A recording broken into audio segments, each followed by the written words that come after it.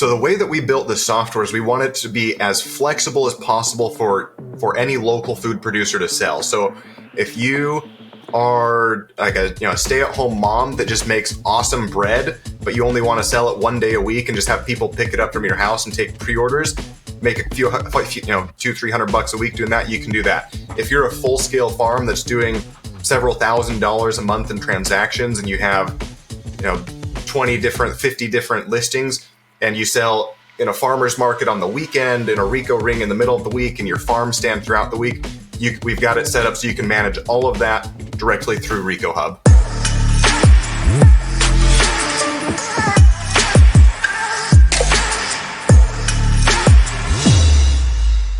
Today, we have the pleasure of welcoming Tyler Taggart to the podcast. Tyler is the founder and CEO of Reko Hub, which is a variation on the Reko Ring, which is a way for farmers to sell their food and flowers directly to the public. Though, given that the original concept of Reko Ring is only about a decade old, I wouldn't be surprised if not everyone knows what a Reko Ring is. I first heard about Reko Rings back in 2020 when a farmer from Norway named Rebecca Bond contacted me to tell the Growing for Market magazine audience about the Reko Ring she was participating in. Now, if you think back to June 2020, it was the thick of the pandemic. There was a whole lot of pivoting going on. And even though Reko Rings predated the pandemic, they were invented by Finnish farmer Thomas Snellman in 2013. They gained a new importance in 2020 as a way to distribute local food and flowers in places where farmers markets or other sales channels had been disrupted. We'll put a link down in the show notes to that article I wrote for the magazine about Reko Rings. But here is a summary of how she described them working, taken from my article. First, you start a closed Facebook group, closed meaning only people who are approved by the administrator can join, so you can control who has access to your Reko Ring.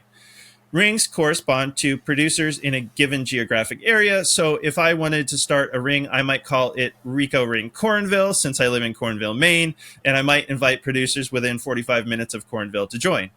Basically, a Reko Ring takes the classic model of a farmer's market and moves the advertising and buying to Facebook. The money changes hands, often digitally, through the grower's preferred payment method. Then all the growers in a given ring show up at the same predetermined time and place, so that if customers have purchased from multiple growers in the ring, they can quickly get all their purchases from anyone in the ring at the same time. The big difference between this and a traditional farmer's market is that farmers only show up with pre-sold goods. There's no standing around hoping to sell what you've brought. And because everything is pre-sold, the pickup times are much shorter than a traditional farmer's market, usually somewhere between half an hour and 2 hours. At the beginning of a given week, producers make a post offering what they have available to the group and the price. For example, a basic offer might be organic red beefsteak tomatoes for $4 a pound. Though a nice photo of the goods or your farm is likely to sell more than just text. Customers order by commenting on the original post from the grower. For example, a customer who wanted to respond to the above offer would put a comment under the post, something like, "I'll take 4 pounds of the organic red beefsteaks." Then it's up to the customer to pay the grower and pick the goods up at the predetermined time and place. The Reko Ring format compresses the time period of most farmers markets, so you miss out on some of the farmers market atmosphere, but the advantage for the farmer is you know exactly what to harvest and bring, and you get prepaid, and it doesn't eat up as much of your time as a farmer's market. Also, people are much more likely to pick up items that have been prepaid, and if they don't, at least you already got paid. So now that everyone knows what a Reko Ring is, welcome to the Growing for Market podcast, Tyler. Thank you. Glad to be here. Yeah, me too. It's actually fun. I should explain to people that I was at the Utah Farm and Food Conference last month. When I saw your booth, you were there at the conference, and I recognized the Reko Ring from our article. And that's how we ended up talking. And that was kind of fun because I really haven't done a whole lot of traveling since the pandemic. And it reminded me why I go to these things, to get to meet interesting people. And, you probably wouldn't be here right now if I hadn't been at that conference. So that was fun to meet you in person. And when we were talking at the conference, I thought like, wow, this is really interesting. I thought like we should just stop talking now and let's do a podcast interview about this because I think it's going to be of interest to our audience. So Um, I'm glad that you were there and I was too. And one thing I didn't realize though is that are you based in Utah? Is it kind of your backyard where the conference was? Correct. Okay. Yeah, so I live in St. George, Utah, which is very southernmost part of Utah. It's about 2 hours north of Vegas. Oh right. Okay. I think I drove through St. George on the way in Yep. from the airport. So okay, cool. So now that I've read that little introduction about Reko rings, is there anything that you want to add about the history or functioning of Reko rings, Tyler? Yeah, the only thing I'll add, and I read the article that you wrote too, fantastic article, by the way. Really enjoyed reading what you had to say about it. But we had a chance to speak with Thomas Snellman, the pioneer of Reko rings, a few times. And one of the things I love about the way that he introduces it is, so Reko is a Finnish, it's a concatenation of two Finnish words, and it's translated multiple different ways, as you know, I'm sure. The way Thomas says it is it's either local consumption or fair consumption or authentic consumption. The idea being we want this direct consumption, this authentic consumption between producers and their customers. Okay. Um, so how did you hear about Reko rings? I feel like it's still not a very mainstream thing. Apparently, a lot of people are using it in Scandinavia, but I haven't heard of a ton of them in the United States. How did you hear about it? Yeah, no, you're right. It's still a relatively new concept in the United States. There's a lot of use of it over in Europe, but in the U.S., I don't think there were any Reko rings before 2020. I think 2020, maybe 2019, with the early stages of the pandemic, is when it started catching on here. The way that I heard about it is we've been spending the last 2.5, 3 years building software specifically for farmers who sell direct to customer. And so the first step of that is interviewing hundreds and hundreds of farmers. And we just stumbled into it blindly, actually. So we were calling different farms, and anyone that would pick up, we'd say, hey, what software are you using? What do you like about it? What do you not like? Is there anything else that you'd really like? And we spoke with, there was two groups of farmers, one in Texas specifically, and one in Idaho. So the one in Idaho, it's headed up by Brecca Hipwell of Hipwell Ranch. She runs, I think she's opening her 7th or 8th Reko ring in Idaho now. And then Stephanie Shelton, Taste and See Farm in Texas, I think she's running 4 or 5 Reko rings. They're both just powerhouse, incredible women. They run their own farms and ranches. They run all these Reko rings. And we were speaking with both of them, independent of them knowing we were speaking together, because I don't think they know each other. And both of them said the same thing. They're like, we run these Reko rings, and it takes us anywhere from 10 to up to 30 hours a week just to manage the Reko rings. So if you could build us some software that helps make that easier, in addition to the other software you're building for selling locally, we would absolutely love it. And so that was our introduction into learning what Reko rings are. And through that, we reached out to Thomas Snellman, and we've spoken with dozens of Reko ring administrators since then. And it's been a really fun time getting to know them and understand that model of direct to customer sales. Okay. So can you tell us about how the Reko Hub, Reko technologies are similar to or different from the original Reko ring idea? Yeah, that's a great question. So Reko Technologies is the company that myself and my co-founder started, and Reko Hub is the platform where people are buying and selling locally produced food from each other. Now, the difference between a Reko ring and Reko Hub, or the company, is a Reko ring is a specific model of selling direct to customer. So you could do a CSA model, you can do a Reko model, you could do any other type of models. It's just a model of how to sell direct to customer. Reko Hub is software that enables farmers or any local food producers, really, if you have a backyard garden, a greenhouse, if you make homemade bread, homemade meals, it's a way for you to get set up easily online to sell locally. And so we're the technology back end that helps facilitate and make that process of selling online in a local setting a whole lot easier. Which makes sense to me because I know some people really like the Reko ring model, but I also know there's some friction. Like, I don't know what else to call it.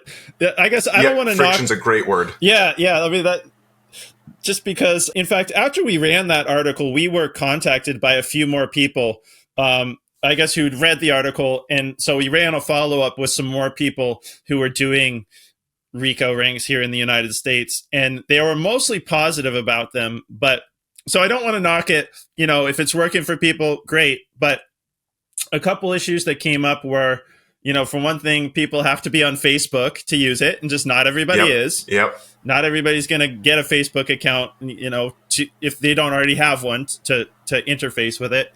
And one of the other things was just that it's can be a little cumbersome to use the system of making posts and then commenting on the posts to make an order, and then the posts have to be cleared out. So that's one thing that we go into in the article, but that to avoid confusion from orders from week to week, most of the people that I talked to who are doing this, they would essentially make a post. The producer would make a post, which is their offer.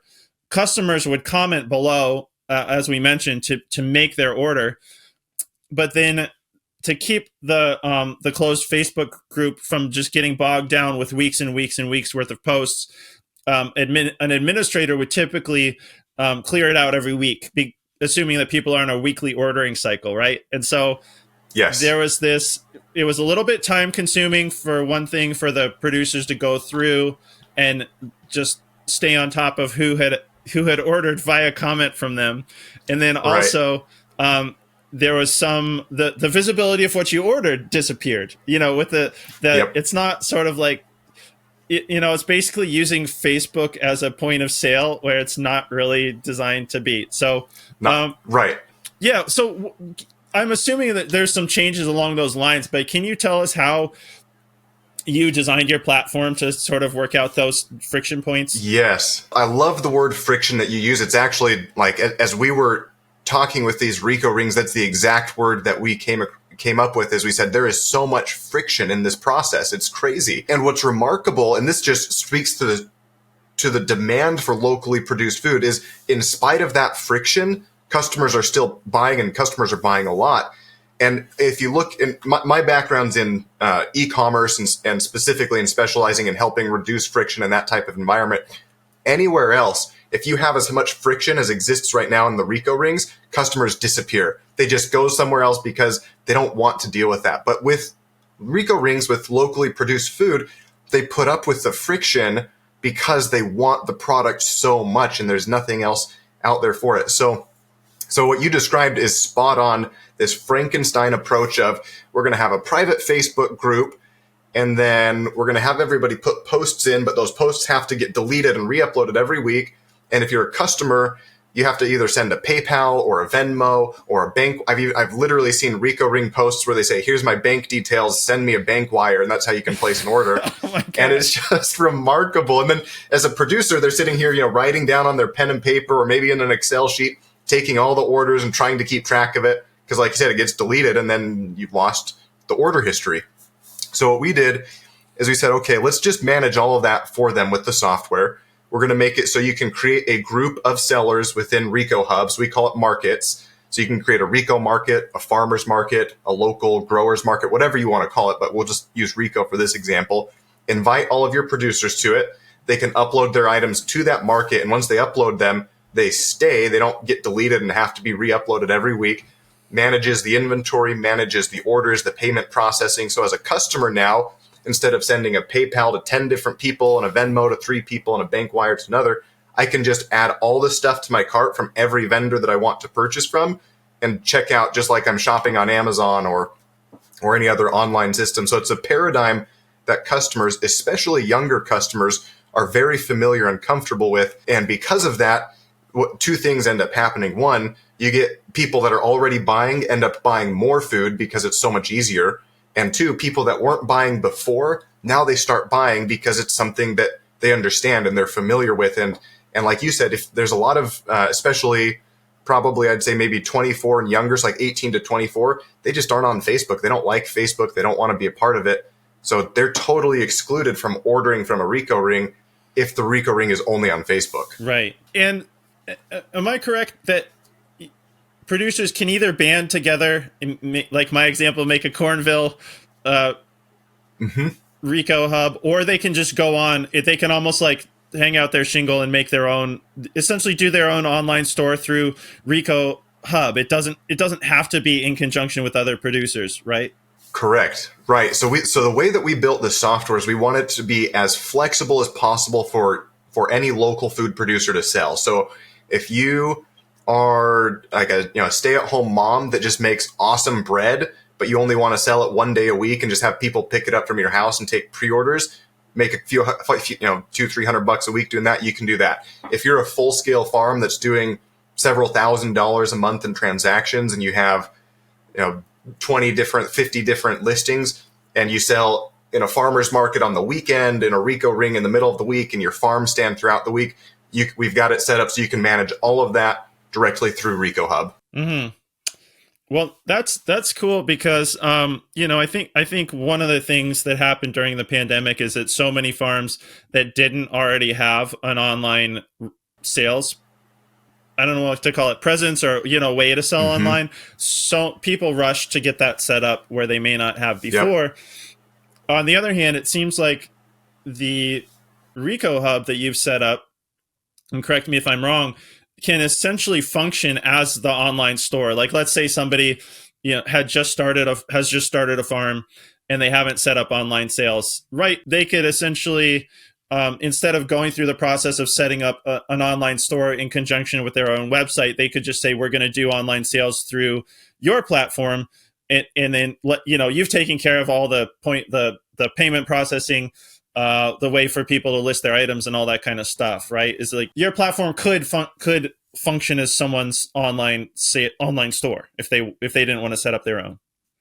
Yep. And in fact, most of the producers that are currently using it, that's how they're using it, this is their online store. We do have others that use it in conjunction with their website, where they'll have a website, but when you click on the shop section, it will link to their REKO Hub page where it has all the items to purchase. And the reason we set it up that way, and this is another interesting thing. It goes back into this is a little sidetrack, but whether or not Google search is truly working for people anymore.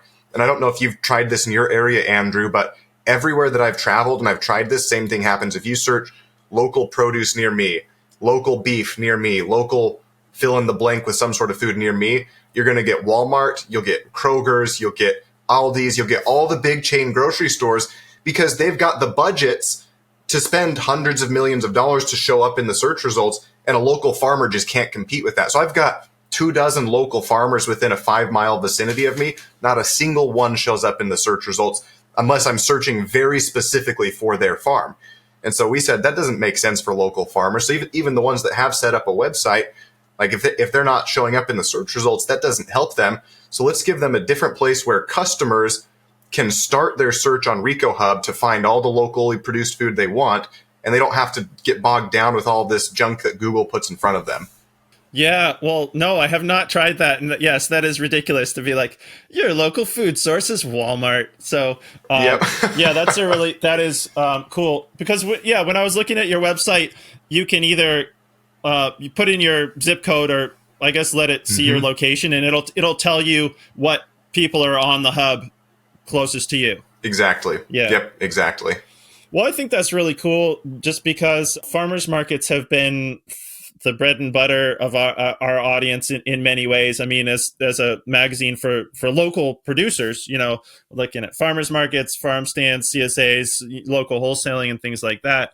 But I love farmers markets. I don't want to take anything away from them, but so we've talked about on the podcast before, just not everybody's going to go to the farmers market. Like, I feel like when I was younger and we were doing farmers markets, I was a real farmers market evangelist. I was like, it's like a matter of outreach. We just need to convince everybody how great the farmers market is. And I think farmers markets are great, but I've realized that even like if we're committed, one thing I've talked about is like my kids were in soccer, and so like our farmers market is on a Saturday, and so for like a few months we were doing soccer games during the farmers market. And so I see this as just a diversification of the ways that local foods can get to people, right? And so I think, certain platforms, certain formats are going to appeal more to different people. So, every time we can find a new way,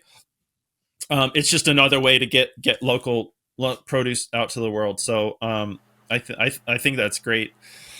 And it's live now, right? When I went on your website, it looked like I could order all kinds of stuff on there. Yep. So right now we've got a large group of producers in Boise, Idaho area, Treasure Valley. We've got a group of producers in Texas, Tyler, Texas area, a couple in Utah, and a couple in Colorado as well.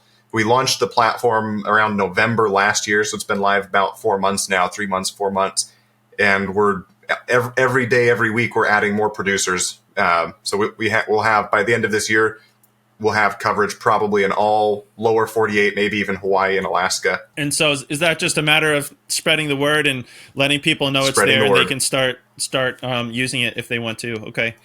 Can you sell flowers through the REKO Hub? You can, yeah. The way that we built it initially is we thought locally produced food. Pretty quickly, though, as we were speaking with people, farmers markets is actually a large group that has interest in what we're doing because the technology we built for managing Reko Rings has about a 90% overlap with managing a farmer's market. So a farmer's market could set up their whole market. All the vendors can get pre-orders for the market, stuff like that. But as we were talking with them, so we've got people right now doing like tinctures and tonics. We've got people selling flowers. We've got people doing like homemade soaps and lotions and things like that. So locally produced food is the huge focus. However, there's definitely room for other locally produced goods on the platform. Okay, well that's great because a very important part of our readership is flower growers. So I'm sure they'll be glad to know that they can use the platform too. What does it cost to join? How do you get set up with REKO Hub? Yeah, that's a really good question. We've made it completely free if you're selling on REKO Hub. And a big reason we did this after speaking with a bunch of farmers, they just said our margins are so thin. We're so sick of all the other software charging hundreds of dollars a month or big commissions on our sales. We just can't do that. So we said, all right, let's make it free. So it's $0 a month, 0% commission on your sales, and you don't even pay a payment processing fee. So if you get set up with like Shopify, there's like a 3.5% processing fee. We manage the payment processing. We mark that up to the customer, and that's how we make our money. So a customer, if you sell an item for $10, they're going to have a markup of between 5 to 10%, depending on their total basket size. So the more they order, the smaller that markup gets. If they're coming to order, a single $3 taco, they'll have a 10% markup on that taco. Hey, $3.30 is not bad for a taco. Okay. Right, not bad at all. So in a way, it sounds like that would be an incentive for farmers to group together, right? Because if they're, I mean, I could see how someone might want to just use the platform for their online store, but then if they group together, like an online farmers market, basically, that's going to increase the sale amount probably, and then decrease the fee for the customer. Yeah, exactly. So if they're selling as a part of a REKO Ring or a market or some other group, then it just gives the customer a larger variety of items to buy. However, even if they're selling by themselves, not as a group, and there's other people in their area selling, a customer can add as many items from as many different farmers or markets or whatever they'd like to their cart before they check out. So we make it really easy for customers to hit larger basket sizes so they can get those reduced fees. Oh, okay. Great. And can a farmer be a member of more than one REKO Ring or location, however you put it? Yeah, that's mostly just up to the farmer and the REKO administrators. So with Brecca in Idaho, for example, she manages 7 REKO Rings right now. Most of her producers are members of all of those REKO Rings. They just have 7 different drop locations throughout the Treasure Valley area. Some producers, they're only part of half of them because they don't want to go to all of them. But the way that I look at it is it would be advantageous for a group that's doing a single REKO Ring to identify a second place that maybe would help increase their customer base because it's just a little bit too far away for those customers to travel. So they'll identify a second drop location maybe in the next town over, and then on Thursdays instead of Tuesdays, they'll go to the second drop location and rinse and repeat until they've got the coverage they want.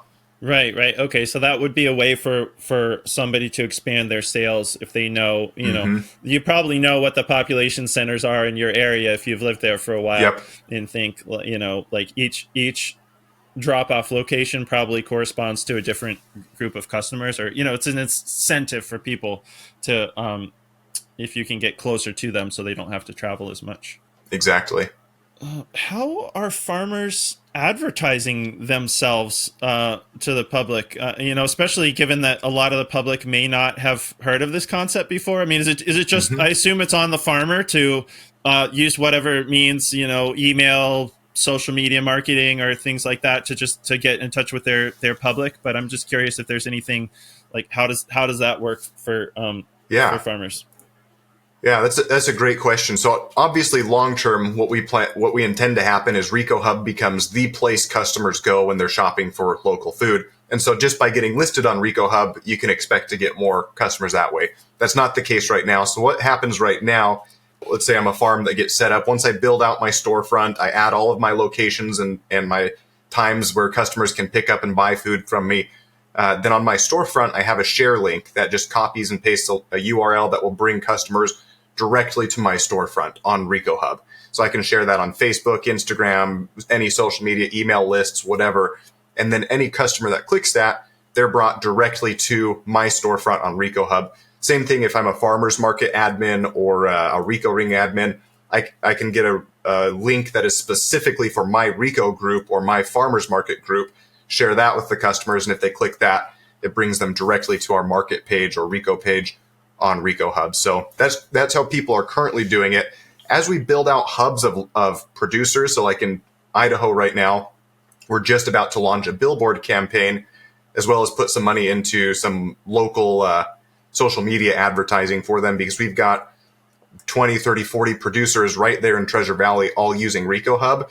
So now that gives us as a company a chance to pour some marketing dollars in and push more customers their way, because there's enough supply set up in that area that if we get some customers to go there, they'll find something they want to buy and end up making a purchase. Where, in other areas where we have one or two or maybe no producers, obviously we can't spend money marketing there yet, because if we drive customers to Reko Hub and they see the closest food is 500 miles away, that's not a good customer experience. No, no.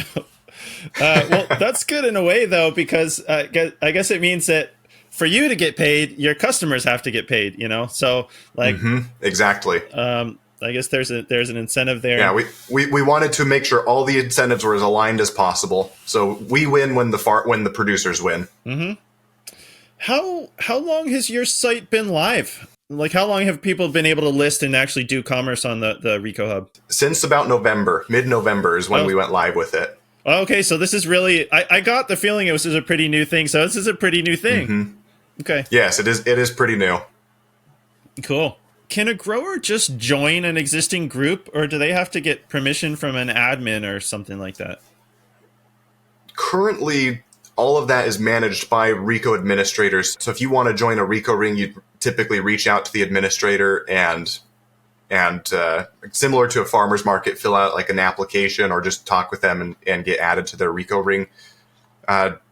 As the concept grows, I would be surprised if there didn't organically evolve into something where there's just and I would imagine this happening in places where there's a lot of growers, where there's a Reko Ring that is not necessarily administered by anybody, so anybody can leave and join how they want. I would guess something like that eventually happens. But right now, if you want to join a ring, you've got to talk to the administrator of that ring, and they'll get you added to it. Uh-huh. Okay, so if I wanted to start the Cornville, Maine Reko Ring, I would go on your site, found it, and then I would be the admin for that ring? Do I have that right? Correct. Okay. Yep, that's correct. You'd be the administrator for that ring, and you'd have an invite link that you could send to any producer you want. Once they click that link, it will add them to the Reko Ring that you created, and then as the administrator, you have the authority to remove people from the ring or remove items that they're trying to sell. So as an example, like if a producer doesn't show up for multiple Reko drops and is creating a bad customer experience, you might have to remove them from the ring to keep a good experience for all of the customers. So we want to make sure the administrators can do that. So if they need to keep the group curated and keep it working well for customers, they have that ability. Okay. Well, yeah, that does make sense. I know there's always politics and stuff with farmers markets, and I guess unfortunately sometimes that the group, the admins can be the custodian, I guess, of their own group. So I'm wondering, what does the user interface look like? For example, someone signed up for REKO Hub. How does a farmer get their orders for a certain location? Yeah, that's a good question. So I'm going to back that out just a little bit to talk about the overall user interface from a producer farmer's perspective, and then we'll hone in on the orders. So yeah, please. As a producer, you'll sign up for an account, we'll get it approved, and then you can do a couple things. The first thing you'll do is set up any of the items you want to sell, and I compare it to being as simple as posting on Instagram. You upload a picture, you give it a title, you set a price, you set the description, stuff like that, and then you create a schedule and say, I've got my Monday through Friday farm stand schedule, so I'm going to create that schedule, add my items to that. I've got my Saturday farmers market schedule, and then I've got my Tuesday night REKO drop schedule. So you can manage all of those schedules on the back end, so you know exactly. So basically, what you're doing is you're letting customers know this is exactly when and where you can find me to buy my stuff. And then when once all of that's set up and a customer orders, there's an order management screen within REKO Hub, so you can see divided out first by day. So it'll show you your Monday orders, and then Tuesday orders, and then Wednesday orders. But within Monday, let's say you have a farm stand drop and a REKO drop, it will show you first your farm stand orders and then your REKO orders divided out. So it makes it really easy and clean to see and manage all of the orders. Make sure you know what you've got to have ready for which day. And in addition to that, of course, we have the software send you a text message or an email letting you know anytime you get a new order, so that it's very easy to say, oh yeah, got a new order, got to make sure that's ready for the Tuesday REKO drop or what have you. Mm-hmm. Okay. Well, yeah, that's good. I was wondering how growers know when they've gotten orders. And am I correct that the group can set what the pickup timing is? If they want it to be from noon till 2 on Saturdays, they do. Or if they want it to be only a half an hour, right? That's totally up to the group of what the pickups are like. Yeah, totally up to the group. REKO rings generally have pretty short pickup windows. Usually it's, from what I've seen in the US at least, the US ones are between 30 minutes and 60 minutes. So they try to keep it efficient for customers and for the producers. So it's everyone shows up, gets their stuff, and then leaves. And then on top of that, sometimes they'll have cutoffs for when orders have to be placed by. So when you're setting up as a seller on REKO Hub, you can set up either a minimum notice or an order deadline. So you'd say all orders have to be in by Tuesday at noon, or all orders have to be placed at least 6 hours in advance, or whatever have you. So you can set that any type of cutoff parameter that you want, so that you're not getting hit with orders 5 minutes before the REKO drop starts. Yes. Yeah. So if they do that, does that just kind of turn off the store? Like let's say a producer didn't want to take orders 24 hours before their drop off. Would the store be turned off during that time? It wouldn't be turned off. It would just make it so if I'm a customer that wants to order, instead of being able to order for today, I'd have to order for tomorrow or next week. So all it says is the current time frame is no longer available, and I would have to place my orders for the next day or the next week. Mm-hmm. Okay, well, that's good. Nobody likes to be told no, so that's probably a good thing to suggest, yep. Okay, you can't get it tomorrow, but how about Wednesday? Yep, okay. Exactly. And how is payment processing handled? Yeah, we handle all the payment processing, so customers can pay credit card, debit card, Apple Pay, Google Pay. We want to let customers pay with as many formats of payment as possible. We're even exploring adding crypto, Bitcoin, because there's a big, I don't know if you've seen the Bitcoin and beef movement, but we're exploring adding that as an option later. It's actually quite a large movement among ranchers that only accept Bitcoin as payment for beef. It's a fascinating little subfield, I suppose, of ranchers. But right now it's all your traditional payment methods. And then the way that it works is, so we collect the payment in advance. So when a customer orders, we collect the payment, and then say you're selling, Andrew, so you would get a notification saying you got an order. Once you hit confirm, hey, yes, I see this order, I confirm that I'm going to fulfill it for Tuesday or Friday or whatever day, then that's when it initiates the payment to be sent to you as the seller.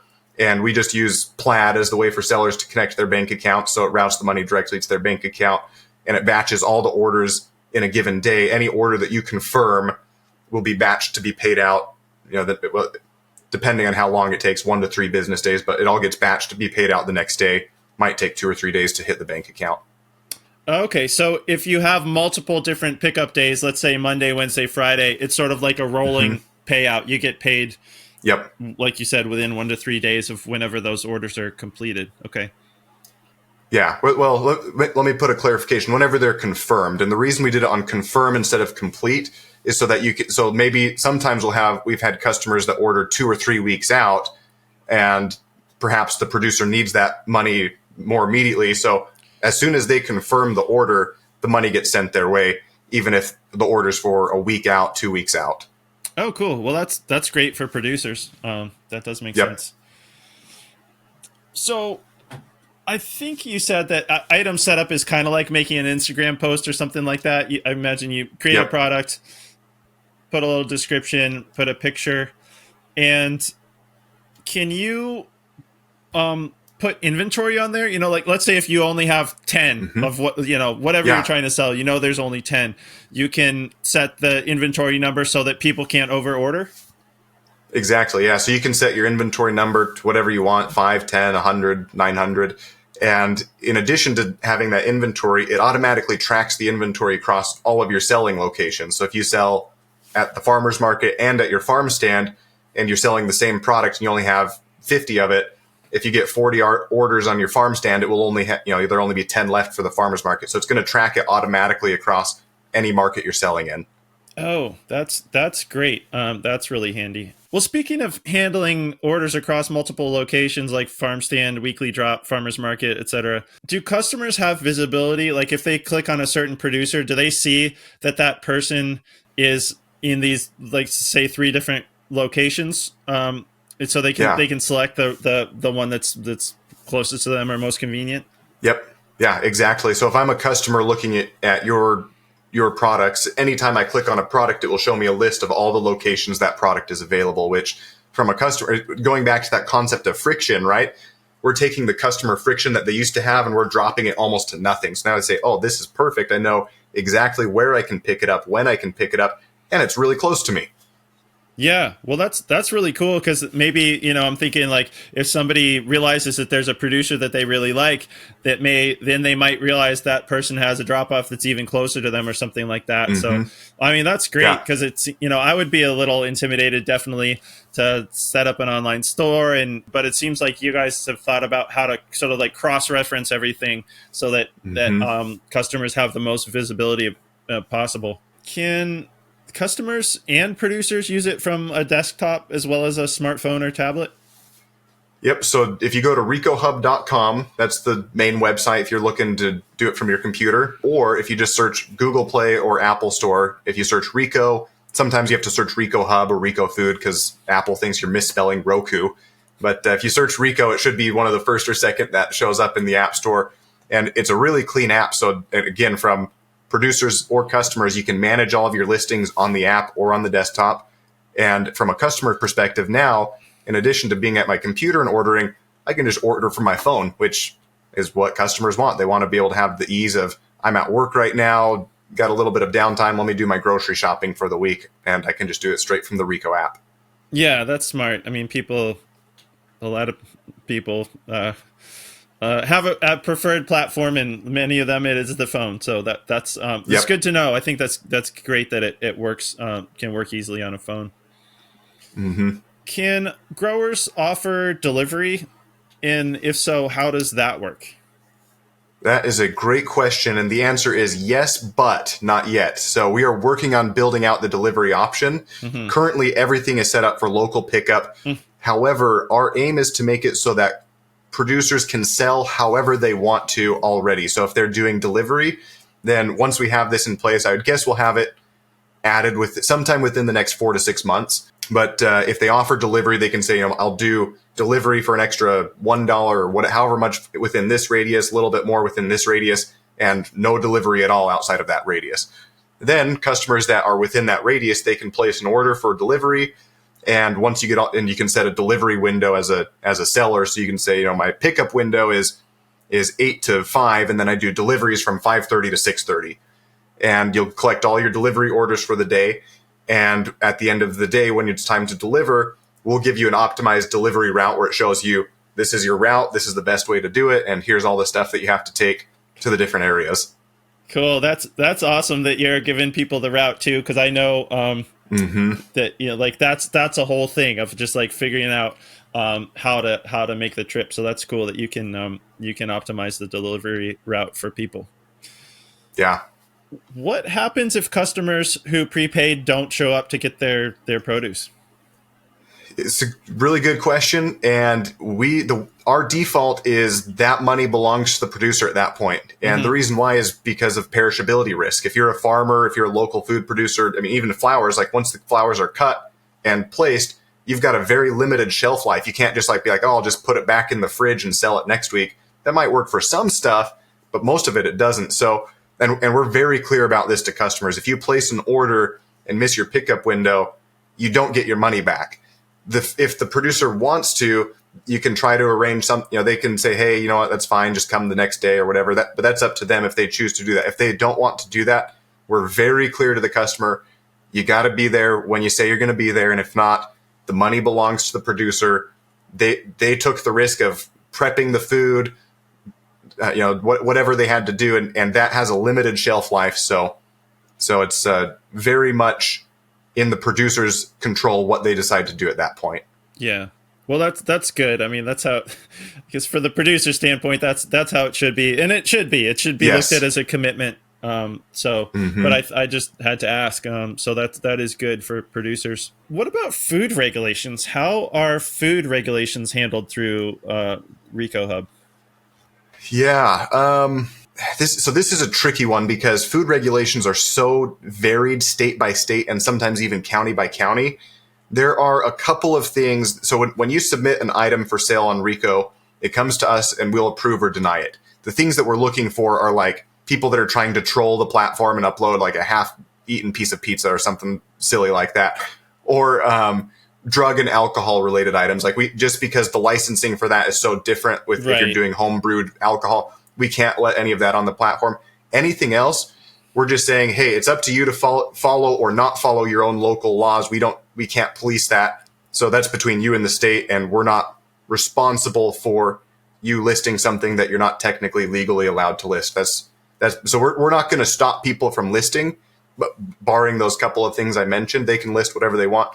My personal belief, outside of the company, my personal belief is that the government shouldn't be involved in the regulation of what farmers and neighbors sell to each other food-wise. And our corporate or our business stance on that is we don't have the manpower to police it. Right now, we're a team of 4 people. So if you want to follow local regulations, do it. If you don't want to follow and post stuff, go for it. We can't police it, but you're going to still be liable if the state regulators come knocking on your door for some reason. Right. Well, and that does make sense because I know it varies. There's a patchwork of federal and state, regulations, right, depending on where you live, and if you don't already, you're probably going to have some producers that are close to the border of a state that are selling in multiple states, and so I think that does make sense, and it's essentially on the producer to comply with their local laws, as they say. So yeah. All right. Well, this is a really interesting development on the whole REKO idea. I think a lot of people are going to be interested in this.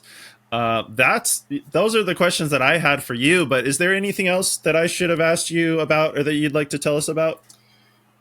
Yeah, the only other thing I'd like to say is, and this just has to do with the newness of the platform, right? We launched in November. We've got a lot of really exciting things in the pipeline for local food producers. So if you do a CSA farm, for example, with subscriptions, we'll be launching a subscription model of payment within the next few months so that if you want to manage your customer subscriptions through REKO Hub, you can do that. In about 2 weeks, we're releasing a price per pound option for meat sellers or price per unit so that if you have to cut and weigh before the final charge goes through, you can manage all of that through REKO Hub. our whole goal from a producer standpoint is to make it extraordinarily easy to get up to sell online locally.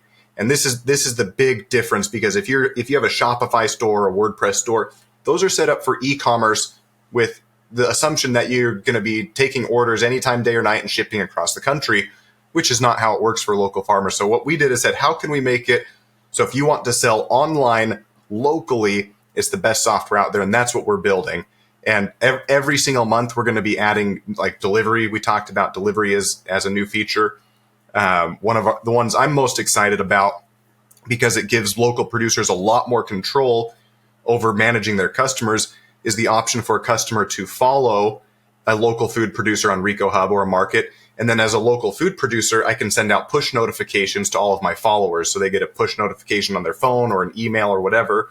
Special deal this weekend. Make sure you get your orders in for the farm, whatever it is. And now as a producer, I've got so much more options for contacting and interacting with my customers than what I might have right now. So we've got a lot of exciting things in the pipeline. For any producers that are listening to this that have something that you would like to see, reach out to me and let me know what it is that you're missing in your current software stack. And we'll probably, if we don't already have it in our pipeline of items to build, we'll add it in there. Yeah, cool. Well, I guess for people who may go back and listen to this interview, I should say where it's February now, so it's really new, yes. huh? So if you launched in November, you're what, three or so odd months into the site being live. So that is a lot of functionality for such a new site, and that's exciting to hear that you've got more things coming in the pipeline. So how can people get in touch with you or find you online or social media or wherever you want people to look you up? Yeah, great question. If you're looking to buy food, go to RekoHub.com and just find any local food producers in your area, buy directly from them. If you want to get set up to sell, you can go to RekoNow.com, and that has a link to set up a demo appointment with me, and I can help you get set up online to sell. You can contact me directly via email, tylerT@thefoodapp.org. And then we're on Facebook, Instagram, TikTok as Reko Hub. Okay. And so just for people, once again, it's REKO. So Reko now would be REKONOW.com. Yes, correct. REKONOW.com. Okay. Cool. Well, I hope people will look you up. I think this is a really interesting development in the way that people can get their food listed and sold online. So I'm sure our audience will be interested in it. So, well, Tyler, thanks for taking the time to tell us about it and absolutely and designing it. I hope. I mean, it sounds like I think it's going to be a success, and so I wish you all the best as you guys continue to build it out this year. And thanks for taking the time to sit down and tell our audience about it. Yeah, thanks for having me. Really appreciate it, Andrew. Yeah, sure. All right. Bye, Tyler.